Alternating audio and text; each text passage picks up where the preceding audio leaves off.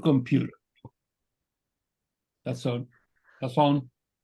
Okay, so the agenda is first France by Carlos, student loan debt by Chris, and brief discussion on the women's document by me. And if you're ready, Carlos, Yes, whenever I'm you ready. I'm ready to go. It won't be a very long report because I'm not going to report about things that appear every day in the newspaper. I will try to draw some political conclusions. I think in the world, we are in a turning point. The war in Ukraine has closed the door to the one-sided imperialist domination. Now it is an open conflict between the China, Russia, BRICS, imperialist bloc, and the United States and its allies. Europe in this battle is just a minor character. I'm going to explain why. And France, between there's something that is going on around my brain for a long time, something that Lenin says. And Lenin says Russia made the revolution because it was the weakest link in the imperialist chain. Now, is France the weakest link of the imperialist chain? Maybe. So let's see what happened. France has been facing tremendous changes from right and left, and its demise is announced. Now, the war has closed the stage of a peaceful coexistence between two imperial blocs. Now, more and more, we will have more and more war.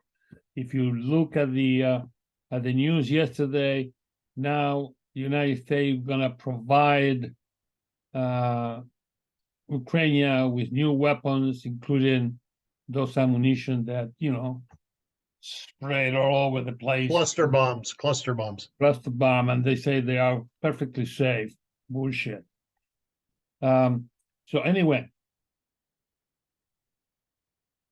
France has been shaken to its core by a number of conflicts. First, the question of climate change. Climate change has introduced into France enormous problems with grain production, with food, and also with the provision of gas and gasoline and so on. Macron tried to introduce a law reducing the impact of the utilization of gas in the agrarian exploitation of the country. A note apart, France is one of the few countries in which the bourgeoisie, when it did its revolution, actually it did distribute the land among the peasants that supported them to take power long ago. So, and it still remains a country with small farmers and so on. Now, that created a crisis. And that crisis was interpreted by the farmers and their supporters as something that, it will go against their interests. So they mobilized and they confronted the government and they demanded that the subsidies to gas will continue. It was the famous, as you know, yellow jackets. At the time, we said that this movement had contradictory elements. On one side, it was a reaction in the sense that they wanted to consume more gas and gas oil and petroleum. On the other, they were pointed out to the living wages and living standards. So At the time, we discussed the movement should raise not the question of down with the subsidies with gas and gasoline, because that is kind of a very weak progressive measure taken by Macron, but we should demand the reconversion of the entire agrarian production into electricity, into electric cells, into electric tractors, and solar power, and so on. Demonstrators did not raise this program. And the absurdity of all this is that the left, including those who claim to be anti-extinctionists or Greens or whatever, supported the farmers. So did the extreme right wing, the fascists. So this struggle have these conundrums, this problem, these contradictions, and weaken the Macron government, but also the political regime, because the alternative, Mélenchon from the left and other conservatives from the right, didn't have an alternative to this crisis. Immediately after that, or during this period, they have a tremendous problem with the pandemic, as many countries have, but France also suffered that in the sense of diminishing productivity and so on. And then on top of that came another crisis. Macron, since he couldn't save money from nationalizing industries or making kind of progressive measures, directed his effort against the pension plans. They tried to stop all people from retiring at a certain age and work harder and longer. And also they have some provision, the proposed law have some provisions that will cut salaries and retirement amounts. This created an enormous amount of mobilization, particularly from the trade union movement. It was massive demonstration. More than 2 million people demonstrated in different cities in France throughout a period of time. And the fight was lost. Was lost in the sense the union didn't have what they wanted, and they negotiated a truce with the government. They betrayed the struggle. But there were millions of people who also attacked the government. Then following that, now we have a cops massacring, killing a young driver who was working because he was black and he was driving a Mercedes, become suspicious from the cops, and they shoot him, 15 times? I don't know how many times. So now there were not the middle class and the farmers at the first one. There were not the unionized workers at the second round, but now we're the black teens and young people in the outskirts, mostly immigrant, mostly black, mostly young people from 14 to 19. And they kind of demonstrated a big degree of organization. They even have AK-47 that are appearing, they are appearing group of self-defense, and that mobilized the state again. The police was used against the farmers in the yellow jacket. Then they were used to put in place the rules for the pandemic. Then they were mobilized again against the unions for the retirement struggle. And now they are mobilizing in full to repeal or defeat the enormous movement in the neighborhood, in the black neighborhoods. As one cop said to Libération, which is a newspaper in France I follow, because they are kind of liberal leftists. And several cops were interviewed by this newspaper and also by The Guardian, another newspaper, and said, we're saturated. we have been going through 4 years or 5 years in which we have to, kill people, repress people, using our batons, using tear gas, working overtime to suppress this movement, that, the other. We are exhausted. And then because we are exhausted, we are driven to take harsher measures in order to finish the struggle faster, because we can't endure anymore. All these combined, separately, if we take all these separate incidents, will be manageable for the imperialist country. But you are talking about a string of events, very big events. And on top of that comes the war in Ukraine. The war in Ukraine has actually put a dent in the European economy. Both Germany and France, who are the most powerful, the biggest countries in the European Union, has suffered a lot because the problem with the gas and the oil that Russia used to give them. Now they have to buy it from the United States at triple the price, and that has raised the prices. Inflation is double than in the United States and other countries. And food is very, very, very, very high prices. The war has stopped grain coming from Ukraine and Russia into France. So France is in the middle of a big struggle to survive as an imperialist country. This is very serious, comrade. This is an event that will shake in the world, even though France is not the most important country in the world, the most important imperialist country in the world. It's becoming, in my observations so far, unless things change dramatically, as the weakest chain in the imperialist, the weakest link in the imperialist chain.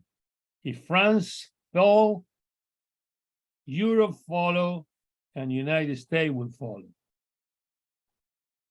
That's why United States will try to expedite the war, and they administering hard medicine in Ukraine, risking retribution from the Russian, because if they go, how would they call the name, the ammunition again? Cluster bombs. Cluster bombs. If they provide cluster bombs and other heavy equipment to fight and so on, Russia will go in turn to increase the armaments and the weapons. The counteroffensive so far has hit a wall, a defensive wall. It's being defeated. No matter what the bourgeois media says, they were stopped in the first line of defense of the Russian. So the Russian may be in a position very soon to mount a counteroffensive. So Ukraine is in big shit. And that takes lots of problems for France, economic and political. That's why Macron is kind of the weakest one, the one that he's kind of pushing under the table. Please negotiate some deals. Please stop this war. Please, let's recover the economy that is going to hell. So, what is the left doing? The left, in my opinion, was wrong during the Yellow Jackets, because they supported the Yellow Jacket the same than the fascists without introducing the program that I mentioned. They just follow them. They are followers. They are not leaders.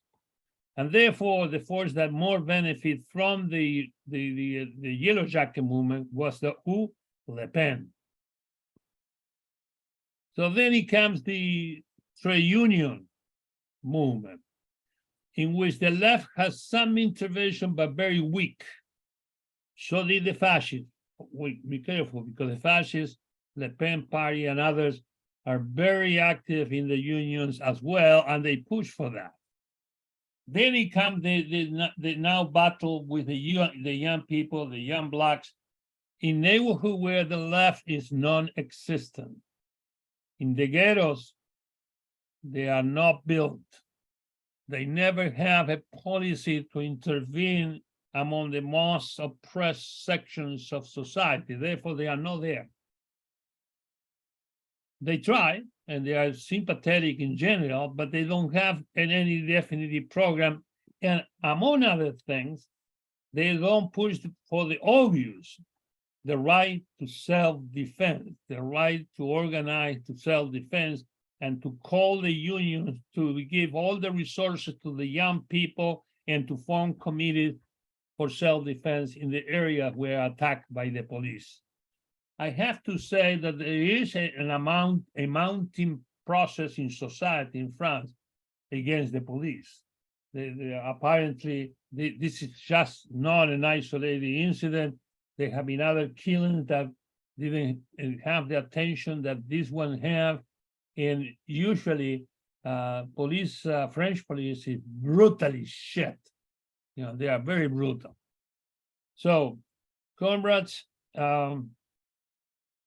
we need to, well, I'm gonna try to, I'm very busy, so if anybody will volunteer, I would like to publish an article about this, the problems of the weakest link in the imperialist chain. So that's my report, comrades. The last thing that I want to report is that Mélenchon, who is apparently the one who is uniting most of the left, he is in the leadership of a movement called France Insoumise, where with the support of the Communist Party. It's a movement, so the political parties come and go into that movement. They have the left party there, believe it or not, but it's a left social democratic party in France called the Left Party. There is also the Communist Party comes in and out. The Communist Party was very active in the trade union struggle and makes some gains. And now they are kind of very active in the revolt of the young people, but they have little incidence in what is going on.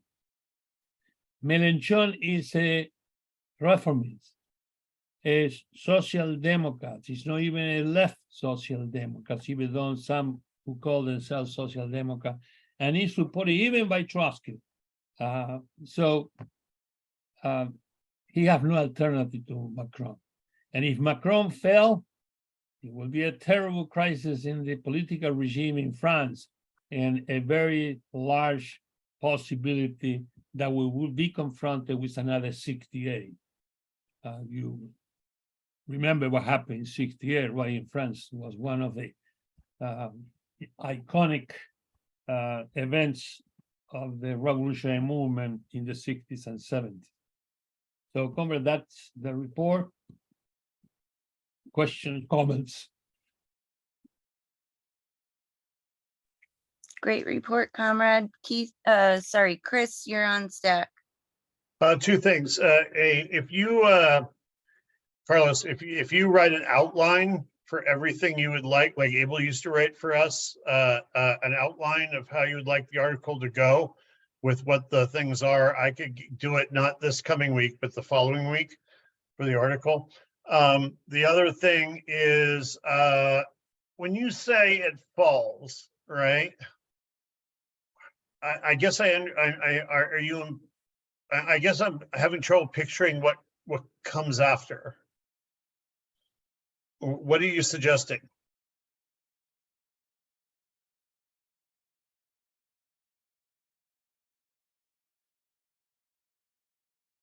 I'm suggesting that France will lose its position as an imperialist country and thus will lose every influence outside France, and it will drag the entire united Europe into the sinkhole of history.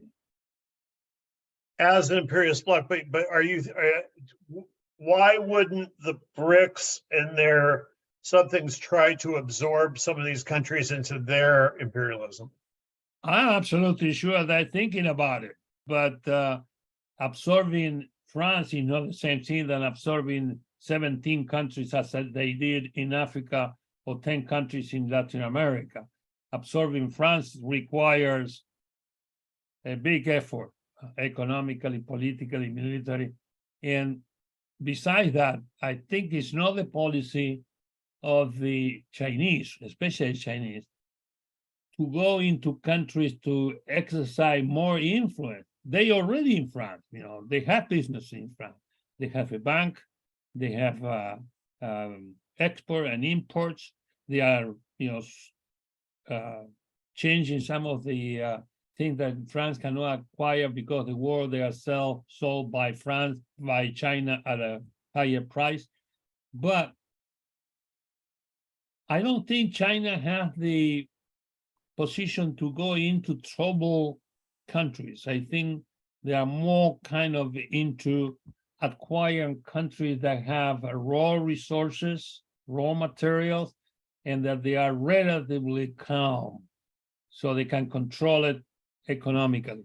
France will be a big pill to swallow, yet, but I'm pretty sure they're thinking about it. Can I have a part two? I have a part two. Okay, wild theory here, but why wouldn't BRICS through Brazil take it over? Because Brazil already technically neighbors France with French Guyana. Well, that's interesting. Yeah, Guyana will disappear. If France gets into trouble, what I'm saying before, it will lose its imperialist nature, and all the things that they have in the other countries, in Africa, Guyana, and so on, will tend to disappear through independence or absorption by others. So it's possible. Tahiti too, yeah. Keith, you're Now, on. look at this. United Europe is already weakened because United Kingdom left.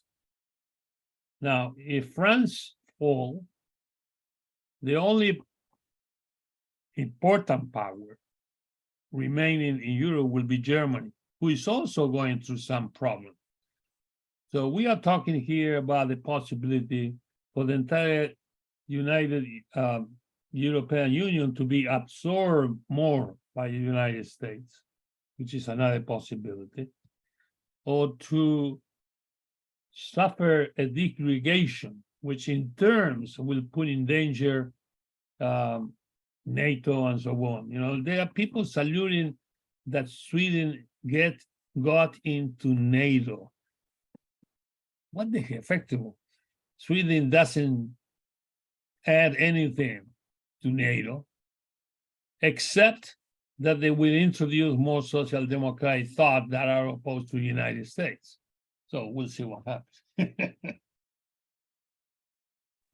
Keith, you're on stack. So piggybacking off Corp's question about China maybe wanting to absorb France, but I don't. It just popped a question into my head. What would they like? What if France isn't no longer an imperialist power? What is to be reaped from, other than just like laying claim to a territory for a boundary or something? France is an imperialist power. They're powerful by drawing resources from other countries. But they're not an imperialist power. They're not drawing those resources from other countries. And what's to really be gained for China, if anything? Just curious. I think France could become another Spain. What is Spain? Nothing. Other than a good tourist spot, is nothing. Yeah. From the imperialist point of view, it's very weak and very, third line. So that's probably the next step for France. Or can be even worse. It can become another island. a country that kind of relatively stable economically because investment by United States and Great Britain, but it is a semi-colony, it's not an imperialist country.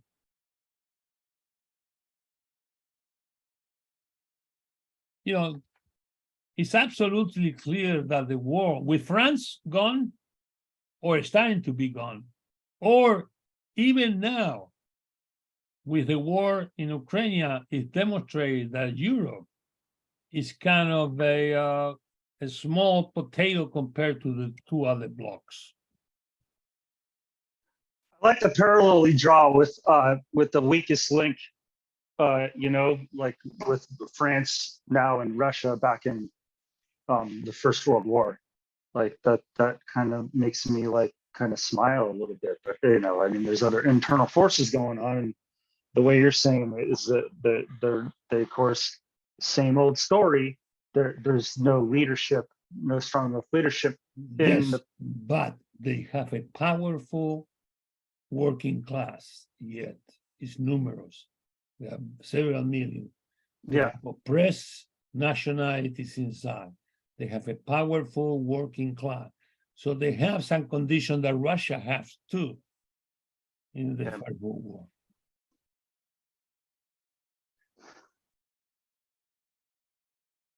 Because the Tsarist empire collapsed economically. It was no longer viable. And what it saves Russia? The revolution. If the revolution wouldn't happen, or you would have been defeated, Russia will be a semi-colony.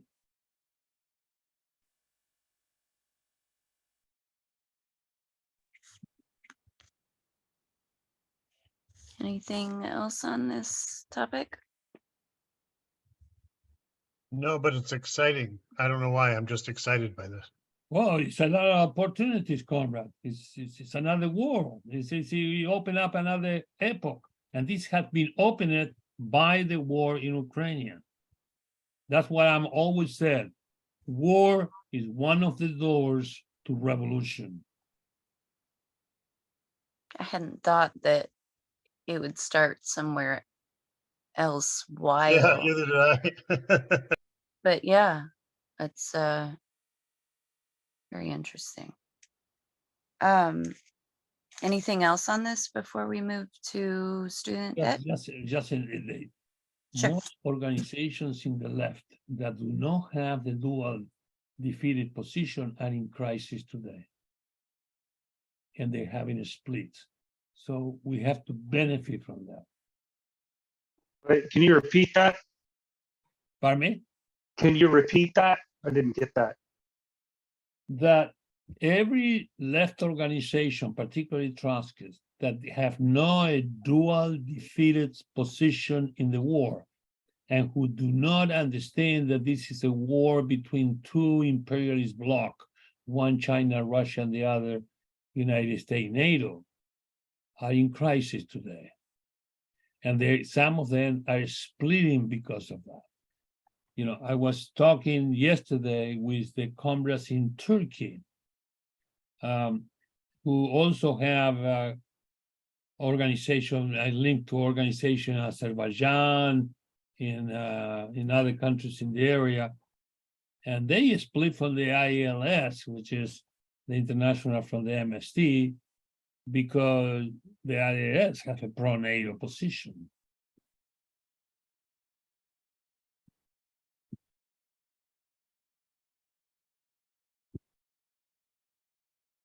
And we have been Let's pick up the pieces. Yeah, well, that's what I'm trying to start doing it, but I need more help. Help. Okay, Comrade Christopher, thank you for offering to make the article. I'm going to send you the outline, and you will have also the tape of this meeting. Good point. All right, very good. Comrade Chair, the chair is yours. On to student loan debt. Are you ready? Hi, that's me. All right. So as you know, where we are, all the Democrats ran for president on the on the platform of at least some sort of student loan debt forgiveness, right? It was essentially, of course, as the candidates withered, as the kind of pool withered, so did the offers of student loan debt relief, right? So it was a massive package at first when you had like, you know, Bernie Sanders and Elizabeth Warren, but they were doing their normal thing, right? They as they were pulling the potentially revolutionary left into their folds, they no longer had to placate those groups, right? Their hands were tied, right? And so they brought them inside until it got to Biden's very weak, like $10,000 or $20,000 student loan forgiveness.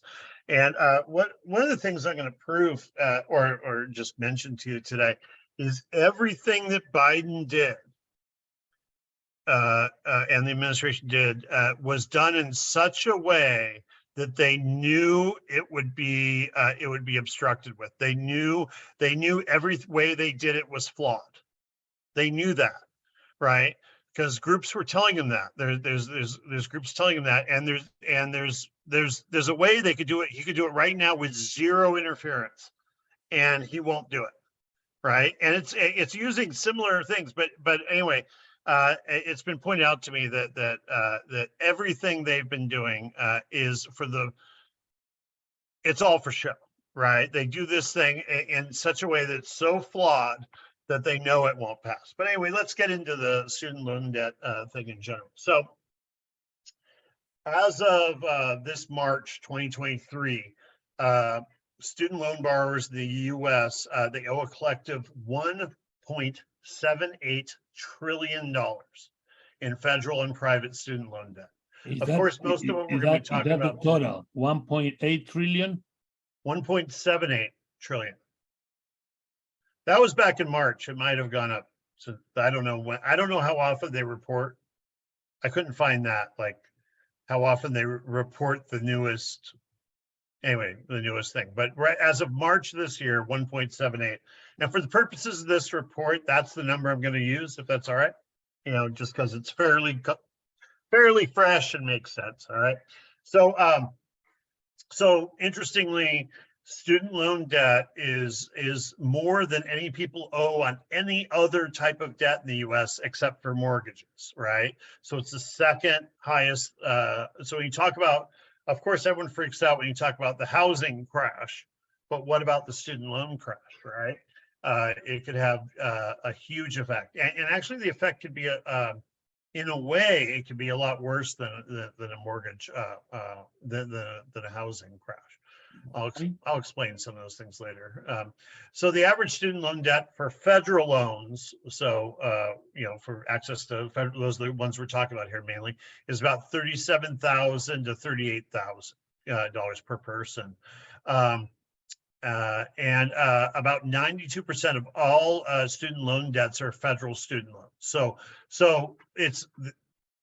I'm talking about federal loans here. So only 8% of the loans won't be covered by this talk I'm giving today, or at least somewhat, because those are privately funded loans.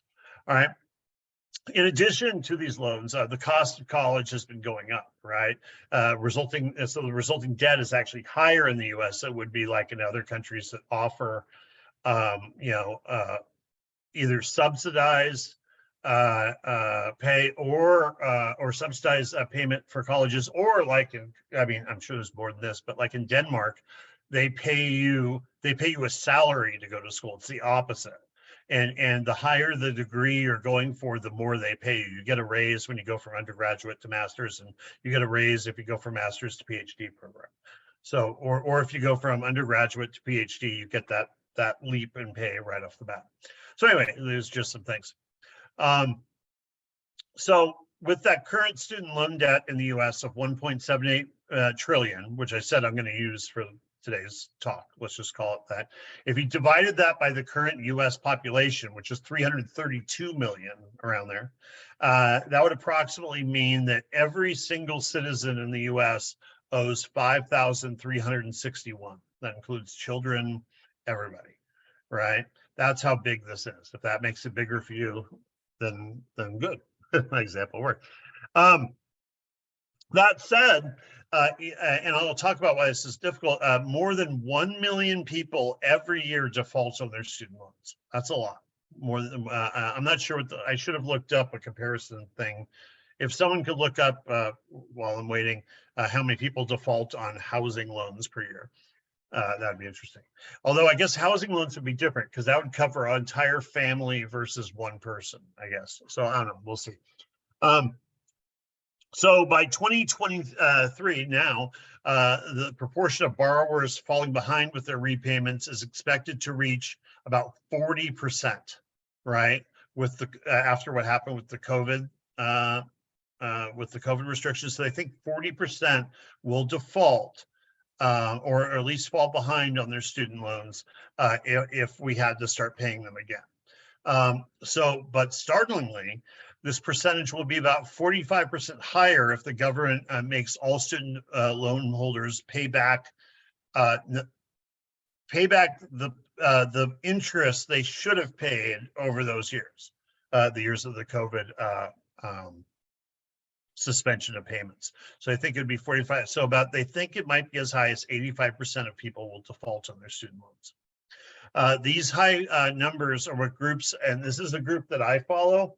They're really informative about this, and I would like you guys to check them out. They're called the Debt Collective, DEBT, new word collective. And I encourage you all to check them out because if you look to the right of their page, they're just not talking. They have some. While this is their first goal to abolish student loan debt, they also have some interesting demands later on that sound almost borderline transitional. What is the name? The Debt Collective. Collective. Okay. Yeah. So the Debt Collective, and they have their own website and check it out. What they're trying to organize is a thing called a debt strike, right? And so this will be difficult with some things I'm mentioning later on. So the Debt Collective is essentially a union formed of student debt strikers. People who are already on strike are those 1 million a year who have already defaulted, right? Technically, they've by default become part of this strike. The Debt Collective's student debt strike is a refusal, just explanation, is a refusal to pay monthly student loan payments to send a message to the federal government in support of wide-scale student loan cancellation. All right, so it's a protest movement.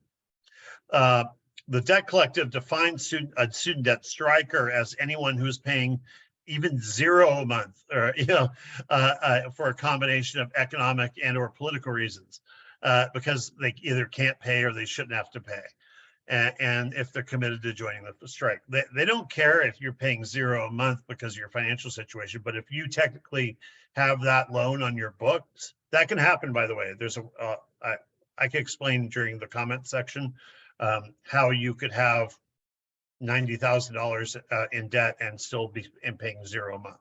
All right.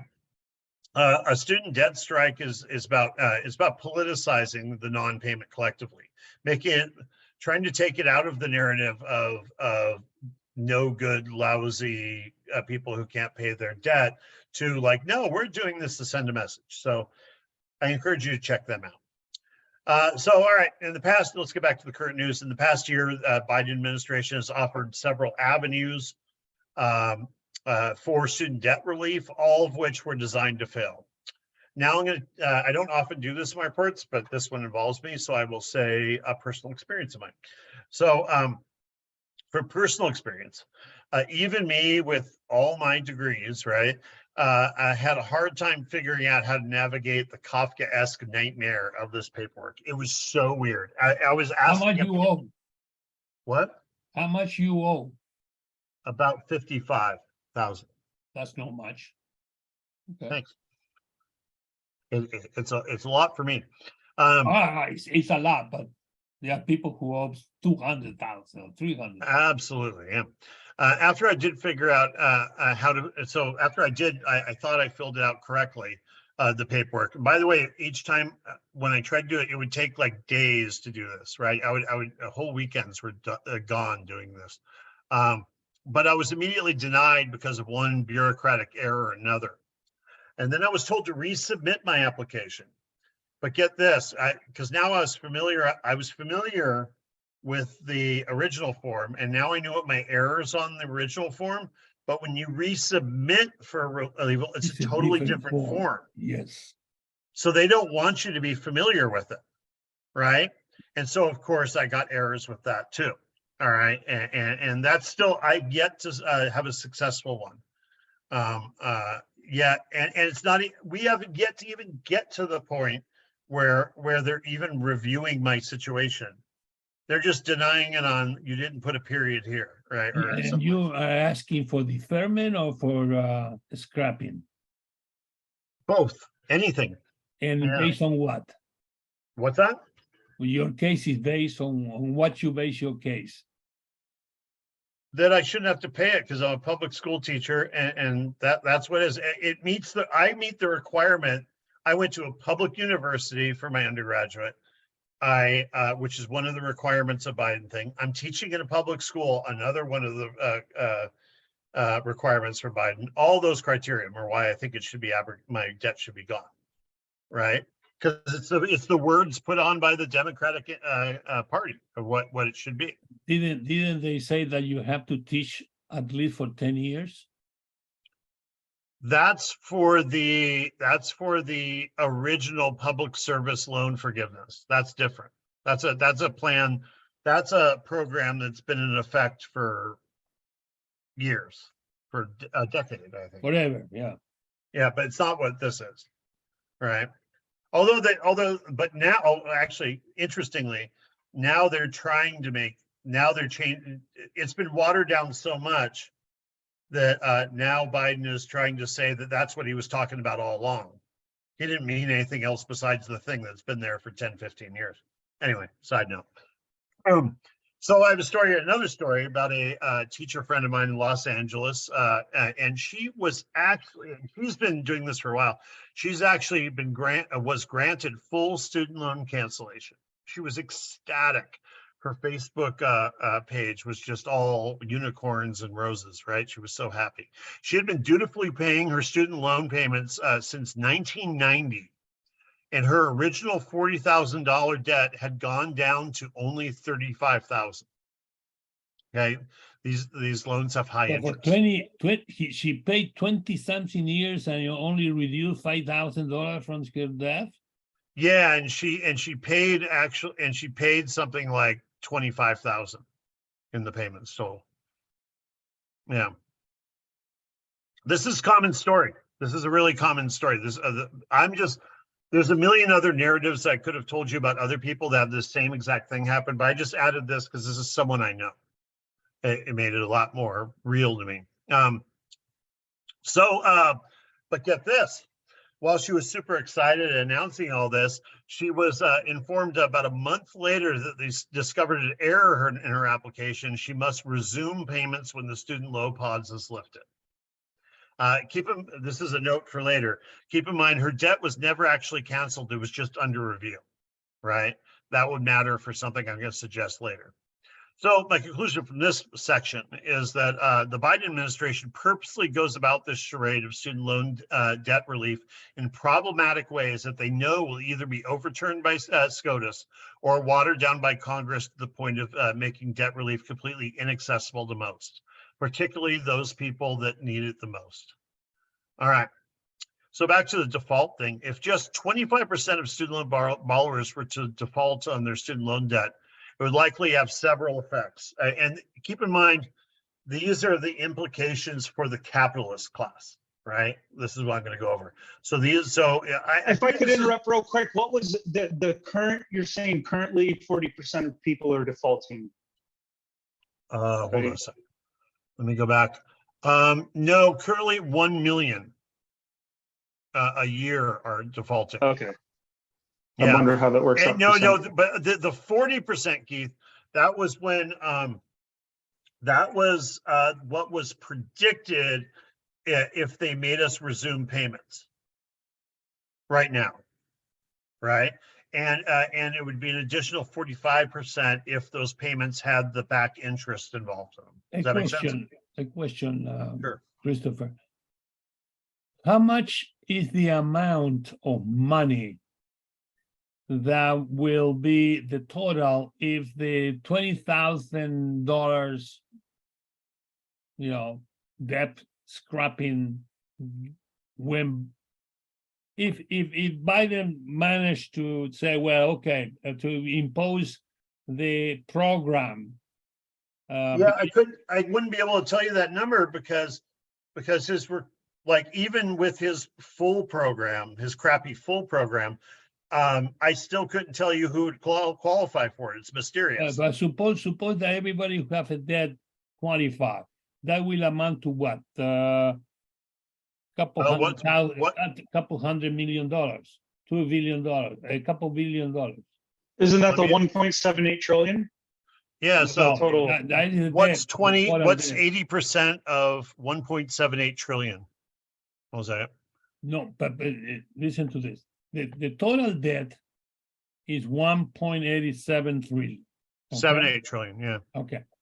But the Biden proposal, the first one, the one that fails in the courts, was giving $10,000 and $20,000 if you have the FAFSA.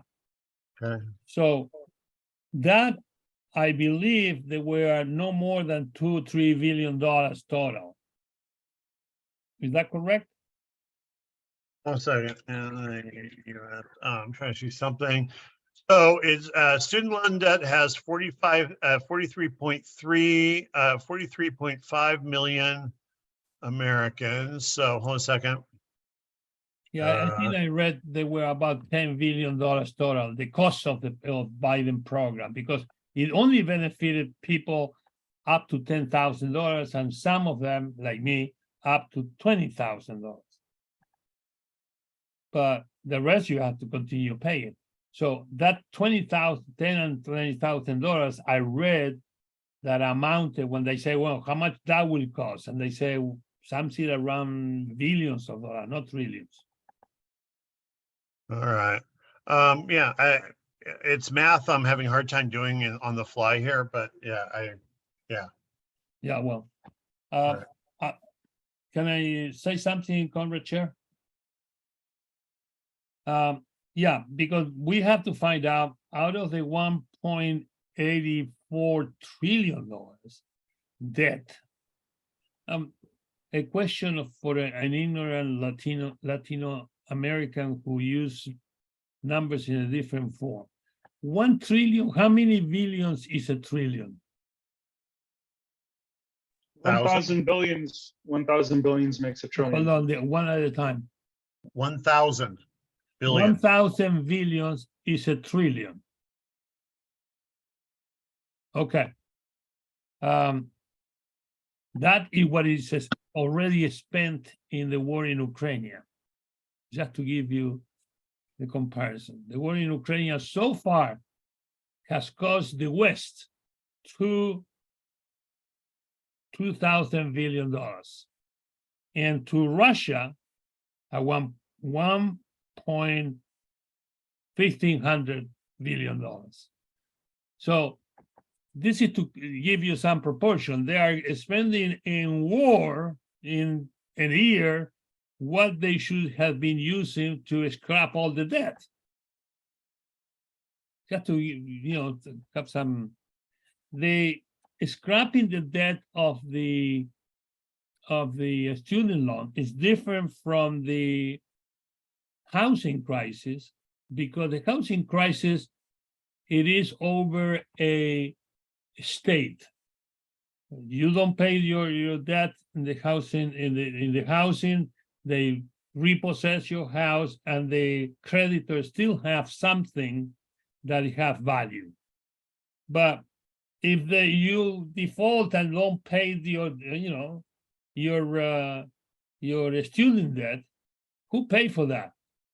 The insurance company? That's the bourgeoisie. So it's liquidity. So it's worse than the crisis in the housing. It's worse for the bourgeoisie, It's worse, yeah. but not necessarily for the homeowner. No, Or the the pool of homeowner homeowners. is terrible. I'm talking about the bourgeoisie. Also, keep in mind that on the PPP loans, the government forgave about $757 billion in PPP loans that happened during COVID. They just outright just gave it to them. And those were people that, they say like 70% of those shouldn't have qualified for them anyway.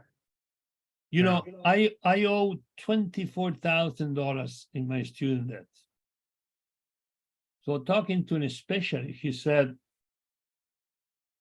you shouldn't pay because you are sick enough and old enough not to pay a penny. Go tell them to go and fuck themselves when it's the time. But they changed the rule like 3 months ago. That means under Biden. Now you cannot ask for cancellation. You first have to ask for deferment. What that means? That you continue owing, you present all the proof that you cannot pay, blah, blah, blah, blah, blah, blah, blah, but they won't scrap your debt. They will continue your debt, suspended, and collecting interest. Ridiculous. Anyway. Want me to continue on? Yes. All right. So, so I was getting into the financial implications for capitalists. So if a significant portion of borrowers defaulted, it could lead to like financial losses for lenders and potentially strain government resources. The institutions that hold these loans may face challenges in recovering outstanding debt. While I'm so sad for them. Economic growth.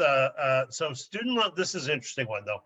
Student loan debt can affect individuals' ability to spend, right? Invest in the economy. So, right. So that money is instead of going to the mid tier and bottom tier of the economy, at least initially, it goes directly to the bourgeoisie.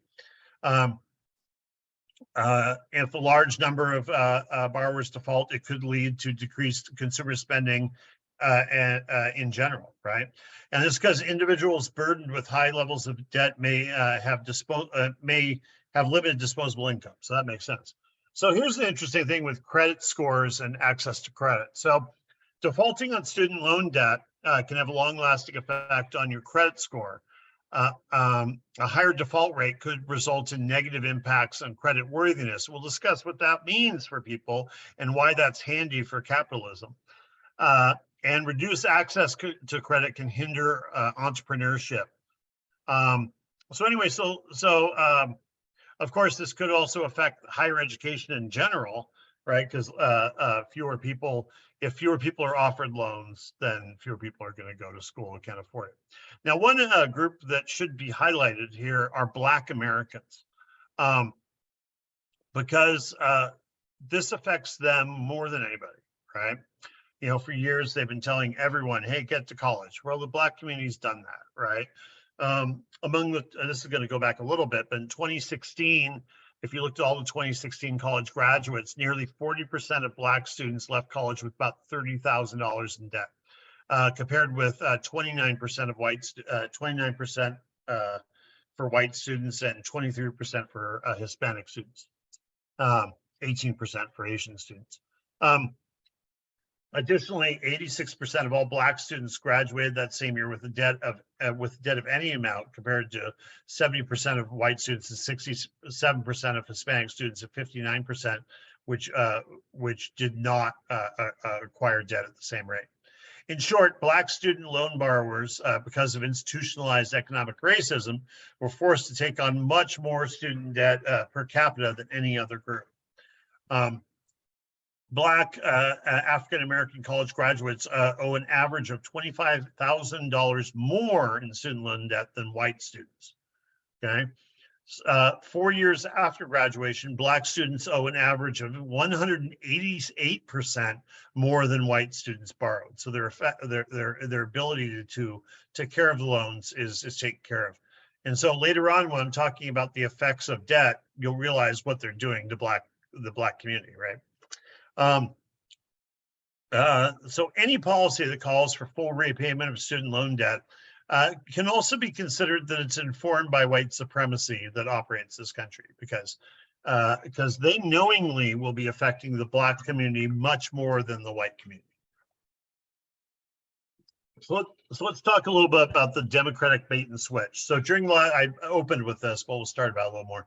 So during the last presidential election, some Democratic candidates pushed for broad cancellation of all student loan debt. Just get rid of it, right? Biden also had a proposal for student loan debt, albeit a more limited one, which was $10,000 of federal student loan debt. Of course, there's also that caveat for 20,000 that Carlos was talking about.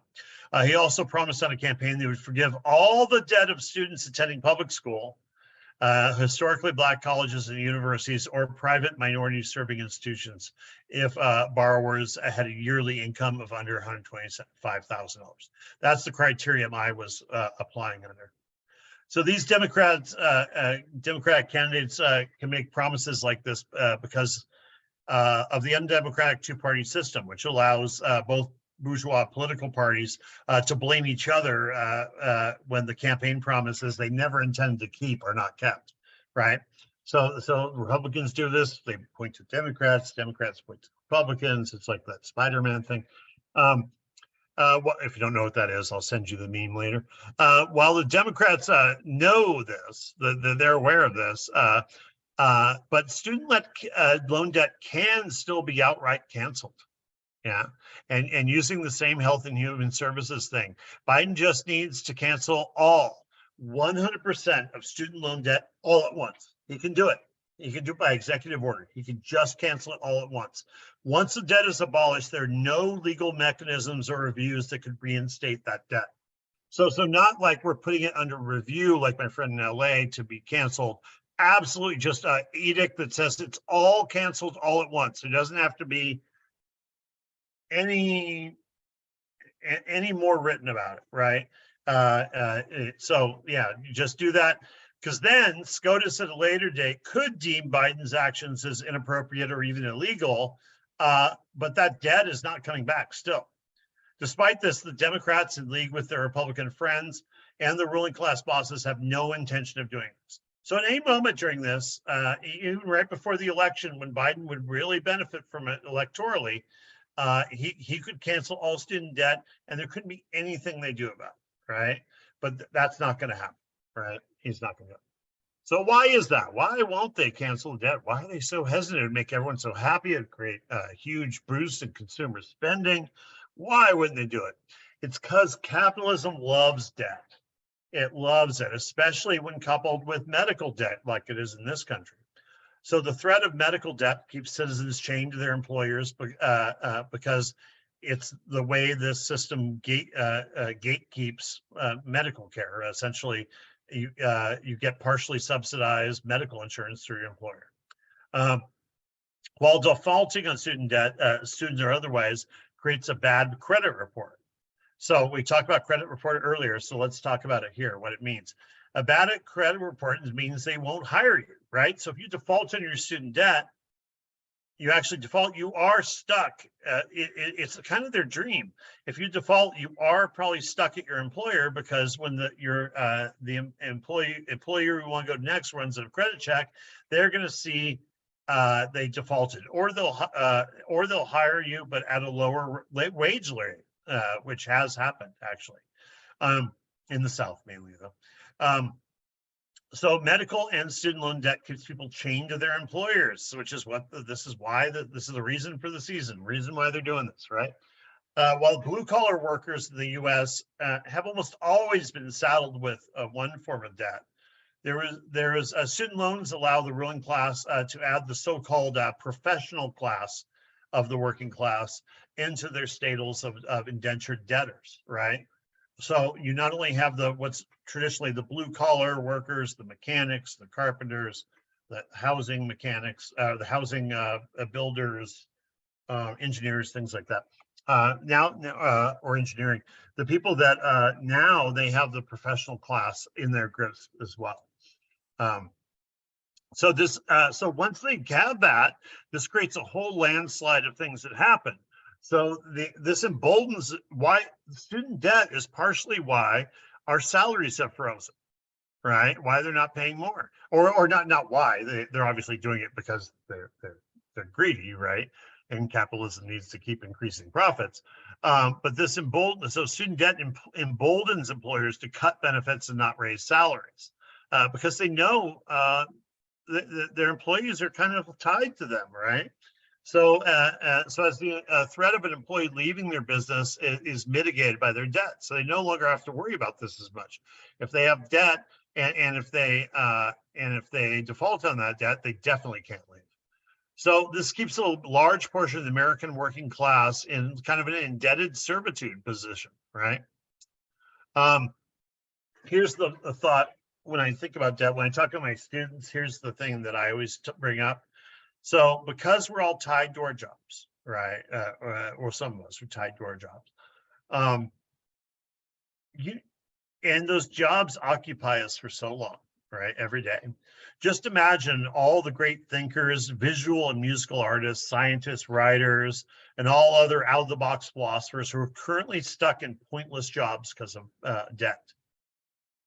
Think about that. That's what I think about that all the time. So as long as this debt exists, we will never know what the world would look like with their potentially world-changing ideas, inventions, and art. We won't know, right? Because they're stuck paying off this debt for student loans. All right. This also goes for any economic class argument, right? It's actually a great argument for communism, right? The lack of debt actually and the freedom of mobility between jobs actually frees people up to be artists. You get professional artists in communism, which is one of the most amazing things. So there's another reason why this debt chains workers to their employers. It's the fact that student loan defaults, and I brought this up last meeting, can allow the government to nullify professional licenses and degrees that were originally paid for with student loans. So at least 20 states have laws that allow professional licenses to be either denied, suspended, or revoked if the borrower has defaulted on their student loans. These licenses include teaching, law, medical licenses, things like that. So this is a challenge for the people of the debt collective. They want us to debt strike. But for instance, with me, I'm going to be torn because it's like, I want to do this, but I also, they'll pull my teaching credentials. So because yes, California is one of those 19 states, so you can revoke professional licenses if you're default on your student loans. The other states that can revoke occupational licenses for unpaid loans are Alaska, Arkansas, Georgia, Hawaii, New Mexico, Texas, Louisiana, Mississippi, Florida, Minnesota, Tennessee, Massachusetts, Iowa, and South Dakota. So some proponents of these laws say that the threat of losing a professional license is an incentive to stay current on loan payments. Yes, it is. Other consequences on defaulting on a student loan include losing eligibility for federal benefits like repayment plans or deferment plans or forbearance. So obviously, if you're having trouble paying your loan and you default, then you can't, now you can no longer apply for forbearance of your loans, right? The people that need it the most. So if you default on your student loans, you cannot work for a federal agency also, or a federal government. Most state or county or city governments you can't work for, or the military you can. I think you also can't be a military contractor and have defaulted on your student loans. Also, defaulted loans are not eligible for any, they already wrote it in here, that even if someone comes up with another plan or whatever, defaulted loans can't be forgiven. So so they've already codified it. I need to look into more about how that works, but that's how it exists now. So this also, if you receive any kind of federal student aid, that will also cut you off from future student aid. So you will no longer be able to go back to school later on in life to reinvent yourself like I did. They can also grab your tax refunds, right? Or a portion of they can also garnish your wages. And you can also, the loan servicers are allowed to sue you, right? And they can sue you for that money. And the default being reported to the national consumer reporting agencies, it will damage your credit rating, affect your ability to buy a car, all that stuff, new house, things like that. So now there's an interesting thing because this gets into Biden's long history around student loan debt, is why student loan debt cannot be a discharge versus personal bankruptcy. So back in 2005, I remember when this was happening, I was at a union training facility in Maryland, and this was happening. And it's funny, like, no, my union was such like all Democrat supporters back then. I was like, they were warning us about the student loan thing of what was happening, and I was going, but that's the Democrats doing that, and they're going, yeah, it's the best we got though. Like, oh, kidding me? So anyway, so until 2005, private student loans were eligible for bankruptcy protections, just like other forms of private credit. But in that year, Congress passed the Bankruptcy Abuse Prevention and Consumer Protection Act. Bankruptcy Abuse Prevention and Consumer Protection Act. I love it. A law that made it vastly more difficult for debtors to rebuild their lives by discharging their student loan debts and starting over. So despite his protests, it is indisputable that Biden was an avid supporter of this bill, right? So he's the one, he's a co-sponsor of this bill, right? He made this happen, and which is even more angering if you know that it was Biden himself that actually made early in his senatorial career that made it easier for everyone to get student loans, parents and students to get student loans, spanning across several decades. He's the one that set the trap in the first place. So Biden's the one that set the trap, making student loans available to almost everyone who wanted them. And then he's the one who denied their ability to declare bankruptcy against it, right? And now he's the one that's going back on his campaign promise to abolish student loan debt. So by purposely doing things that are going to be reviewed and reneged. So so later this his landmark bankruptcy reform legislation made it nearly impossible to discharge all student loans. So it birthed a predatory industry that's sinking millions into unsustainable levels of debt. So when Biden helped, I'm going to close my window real quick. It's getting a little noisy, cold. When Biden in 2005 did this, he actually made the loan industry even more predatory because people knew they couldn't get out of it, or the loan agencies knew they couldn't get out of the bankruptcy. So they even loaned to people. They absolutely, two things. They loaned something they wouldn't do before. They loaned to people going to unaccredited universities, right? So fly-by-night organizations, and allowed them to sustain the debt from that. And also they gave it to people that would normally not qualify financially for these loans, right? While this student loan debacle might seem like a problem only for so-called professional class, this ballooning debt will affect us all. It'll affect the entire economy. It'll affect everything. It could even cause a depression.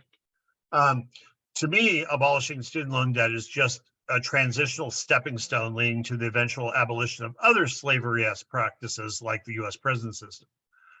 Side note, did you know that people in prison who have student loan debt are required to make payments immediately upon release? Did you know that? Also, incarcerated people whose loans are in default are prohibited from receiving federal aid. This means that even if there is college programming available in prisons, which often are, right, they will not be able to take the college programming in prison because they defaulted on their student loans because they are in prison, right?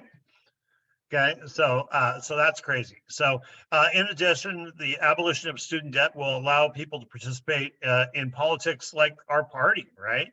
So people that aren't, so like above where I mentioned, who knows how many people would be professional philosophers, musicians, and painters, but it'll also create a new politic, new people interested in politics, and having that be their motivation in life.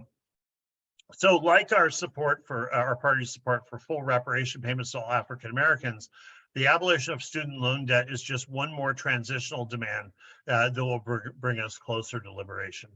And that's all I have for you guys. Excellent report, comrade. Carlos. I think it was a good report. Thank you. I have some remaining questions. How to link the debt of the students and others to other kind of debts that are already existent. I put some notes there for trying to build a program in the chat. So if you can see it, keep it in, we should talk about it. Economic, it could be interesting part of an economic program of sorts. But I will not limit it to the student debt. I will talk about more generally about debt, about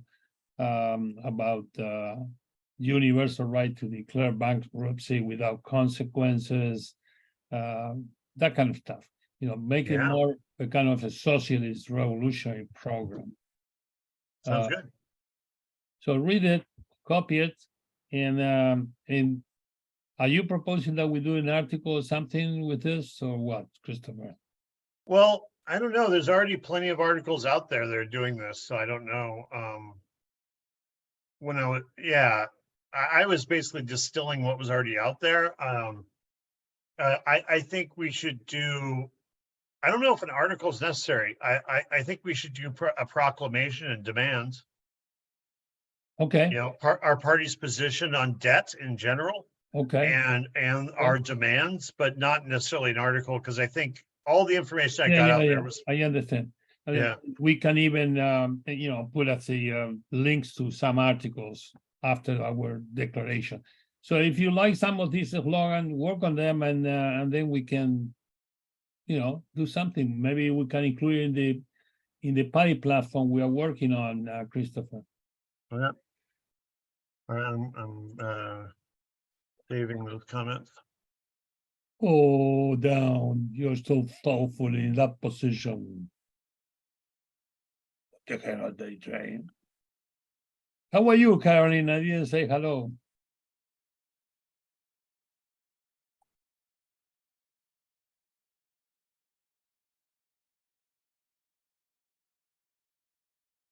So did we finish down? I thought I was waiting on something. I'm sorry. Did you want me to read your comments in the chat? No, I just put it there just in case. For more than for Christopher than anything else, so we are working on the platform of the party. So maybe some of this idea may be useful for a section of the program that says scrap the debts or something like that. I will save the comments, so Pardon me? I'm just telling Don that I saved the comments, so Okay. that there's no need to archive it. I got it. Does anyone have any other questions or comments on this point? What do you think about kids, about having some programmatic issues in the program platform about that? No, it's always good, but I'm just that was a pretty seemed like a pretty comprehensive report, and my mind's still trying to grapple with the overall effect it could have on the economy, because it just kind of seems like, this whole debt thing, and increasing the volume of population that's soaked in debt, and how that seems like it could almost have a negative effect upon the bourgeois class of the federal government, but also some opportunities. So it seems like one of those things that's kind of complicated. You got to kind of wait to see how things pan out.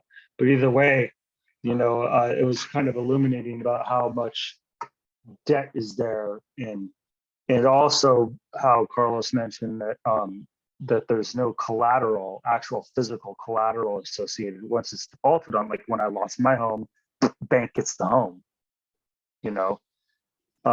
They might even make money, really, but in this case, it's just kind of like there's nothing. That's all. Also, Keith, keep in mind that because of the expansion of student loan debt made by Biden early in his career, that a lot of people that went to trade schools to get contracting licenses and things like that did so with student loans. And so those professional trades licenses can also be pulled if they. Which is going to be mostly I would think the labor aristocracy, Right. you know, because most people who get into the trades just go somewhere and work. I think. I mean, I don't know. That sounds like people who are probably the trades that are getting higher paid jobs, like airplane mechanics or Teachers, nurse, the engineers. the labor aristocracy, right? So Christopher, you know who Marx and Engels wrote a couple good pamphlet on that. I wanted to remember where they were written. Well, anyway, I will. There's a anarchist that died a few years ago that wrote one of my favorite books on debt. He died, but his name's David Graeber, and he wrote a book. What was it called? Debt: The First 5,000 Years, or something like that. And I have it around here somewhere, but it is a really good book. And it is like, I mean, his anarchism doesn't float up to the top that much. A lot of it's just facts and stories and things. So it's actually an enjoyable read. It's a tome. It's a thick one, but it's good. Okay, so I propose that we move so we can discuss the women document. So the women's document has had some amendments proposed. Speak up, Conrad. I can't hear you. Sorry. Loud and clear and slow. There were some amendments proposed to the women's document. They have not actually been formally written in yet. This is the main points that are being added or discussed in the women's group to be added. That is mixed with the translation that Chris provided. And the parts in the red are actually what Norberto sent over to be looked at and discussed. And there were a couple of other documents that had some more information that needs to be discussed and added into the document as well. So I'm gonna add these so that everyone can just look over it. None of these have been added just yet, so I don't have any final document for anyone to look at and discuss and then vote on yet. But I just wanted to share what we have so far. And this one. Oops.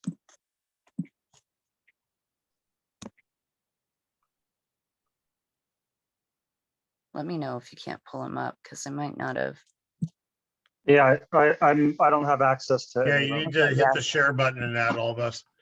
Or if you add it to our, you should create a folder on our left party drive and just, and like for women's, I don't think there is one there, and then add these documents to it. There is idea. one in the Google Drive you put already the women's document.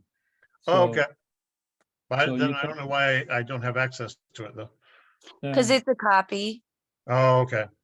I made a copy so that I could add in. Are we gonna go just look over this right now, actively in the meeting? And I don't Or- think there's any, and I'm trying to add you guys to it while I'm still on here so that you can still look at it before the meeting closes out. I don't think that there's any purpose to actually dissect it all today during the meeting, since we haven't actually discussed how or what we're adding to the new document or to the Yeah. document. Can I say something? Sure. Yeah. First, we have a draft.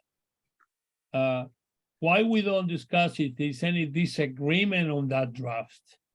And then we deal with the amendments next week. Out of the amendment for what I read, the only one that is really important is, well, I can tell you what the amendments are in general, and we can vote on that because they are very simple, Okay, if you allow me. yeah, absolutely. Okay, so one amendment is basically, we want to add that we support sexual workers' right to have health plans and all that kind of thing that is already in the document. But a comrade also proposed to include that even though we have this program, we are opposed as socialists to prostitution itself, which I don't expect to have much problem with that. And then another comrade that was Norberto, and Norberto also makes some other minor changes here and there and send out the complete document with the corrections, and that all that has been given to the woman group. But the main proposed amendment was that whether we are against prostitution. And the other amendment from the comrade in Bolivia was to propose that we include among things that women are suffering today, the question of utilizations in countries like Bolivia or India or countries with millions of peasants. We have to include women are forced to utilize because the lack of proper machinery or things to cook, they are forced to cook with wood or some other biomass, and 1.5 million women a year die from lung diseases because ingestion of that smoke. The other one I added that, which I don't see why not. That's essentially the main. Now the question is, did we all read the draft? And if we did, what is our opinion? Thank you, Comrade Dam. Sure. Did anyone not? I see Chris probably had to do a bit of reading to translate it. Keith, did you get a chance to read the document? Not the most recent one, no. Okay. Okay, why we don't then we give another week and then we discuss it next week? Sounds great. All right, so we put in the agenda next week, first point in the agenda. So Will do. please, Conrad, and it will give you time to process the amendments and stuff like that. Carolyn has a question. Carolyn. Mom, you're on mute. You're mute yourself, Caroline.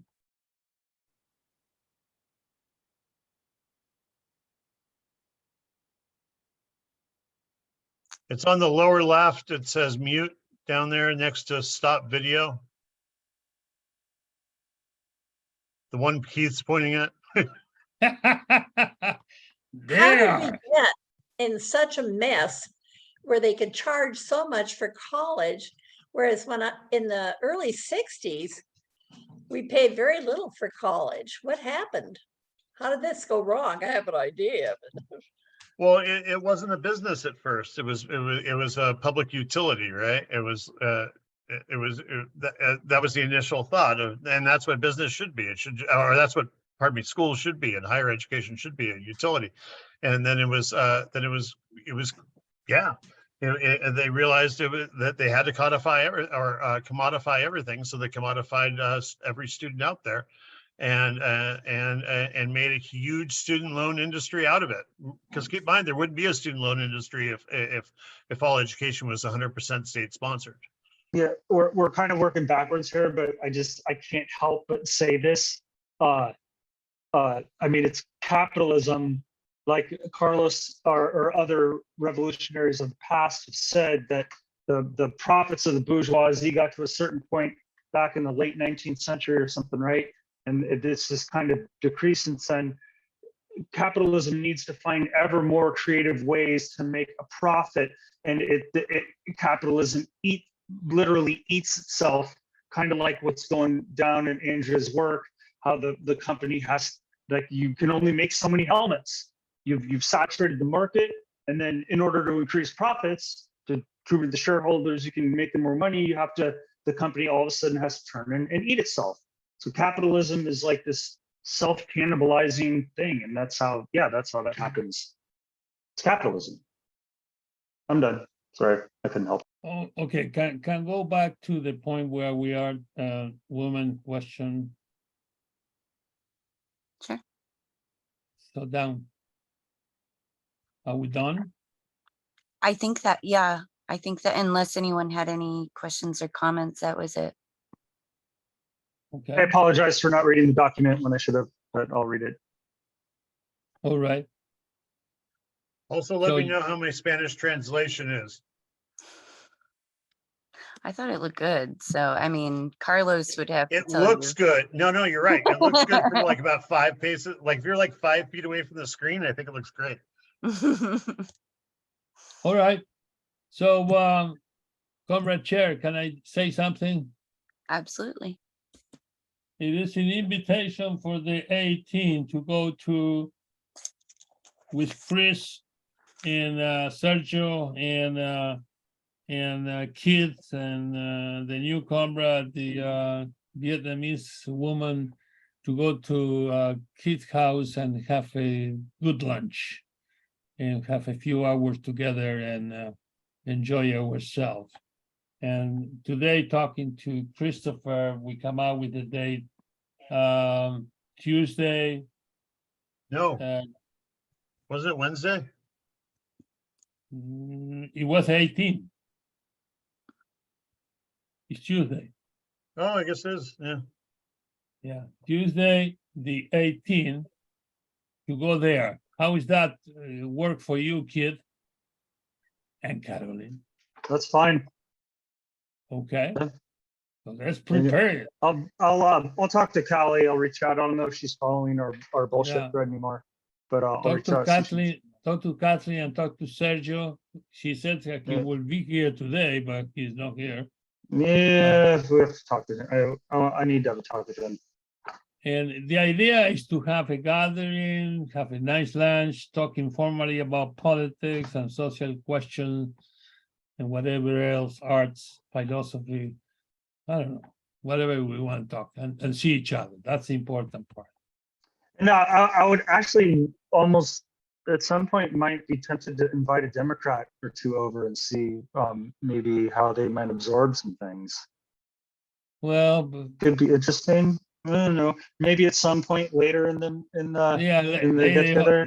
later in the day, let's first Yeah. meet ourselves and embrace ourselves and talk ourselves, and then Or me and you, Carlos, we can pick on them later at some point. We I'm don't, gonna, you know. Christopher, you're coming to pick me up, right?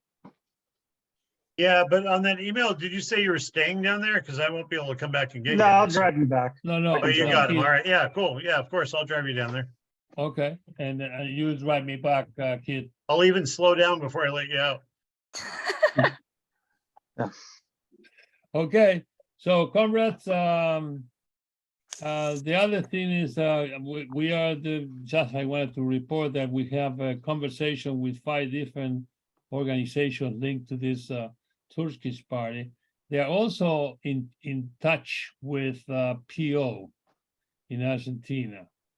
And they did some kind of activity together online. But PO is against considering Russia as an imperialist country. They say that it's a semi-colony. And the comrades in Turkey believe that it's an imperialist country like us. So we have interesting discussion coming up. They sent me about 7 articles that reflect their positions. I have to read them, we have to discuss it international, and we have to argue with them. And eventually, maybe next week, in some form, I'm gonna distribute it to you in English because they send it to me in English. It's a bad English, like in mine, so I understand that correctly. Bye, Christopher. And I'm gonna distribute so people will have access and have comments. That's it. All right. Well, see, You look tired, down. What's the Uh, matter with you? What's the matter with you? it's been a long week. My stomach's been causing me problems. Danny's not working this week, so after the fiasco of trying to get Malcolm on a new schedule, all that's thrown off. And the cat keeps waking me up. Who is freaking you out? No, it's Malcolm's off his schedule again, even though we tried to get him onto a new schedule. But now that Danny's not working, he's back off that. It's just, and the Michael- cat keeps waking Michael me up. is the youngest one, right? Yeah, Gosh, yeah, he's a handful. I can imagine. I'm so lucky my son and daughter are over 50 now. It only lasts so long though. I mean, it's gone so quickly, so it may be a struggle now, but I'll be looking back at this only remembering the good stuff. So Yeah, you will be laughing in 50 years. Kid, That's hopeful. how are you, kid? I'm fine. Yeah, Hey, Yeah, I'm all sleeping along. sleeping a little better. that's good. okay. Decided I Well, was yeah. drinking too much whiskey, so I decided to kind of stop doing it. So maybe That's- like one glass every other night or something. But Yeah, that's yeah. a good idea. I realized it was affected. I finally came to the realization that it was affecting my mood and it was affecting my sleep. I was like, I would rather be happy and be able to sleep than drink whiskey. You know, Fortunately, I have the ability to do that. Some people get wrapped up in alcohol and they're just like, they're gone. I used to I- drink a little bit more before, years ago, and then I stopped. And now I rarely, drink a whiskey here or there. And that's it.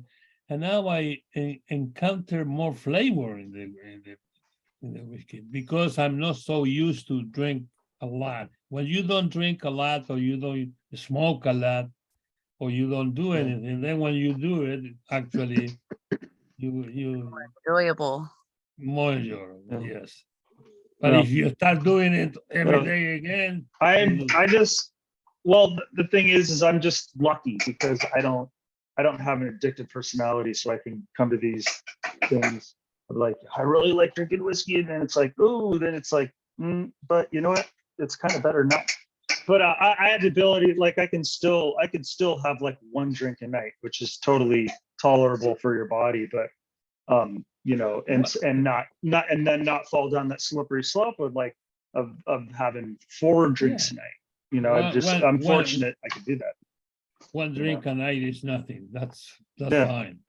Yeah. I probably drink a couple drinks a week.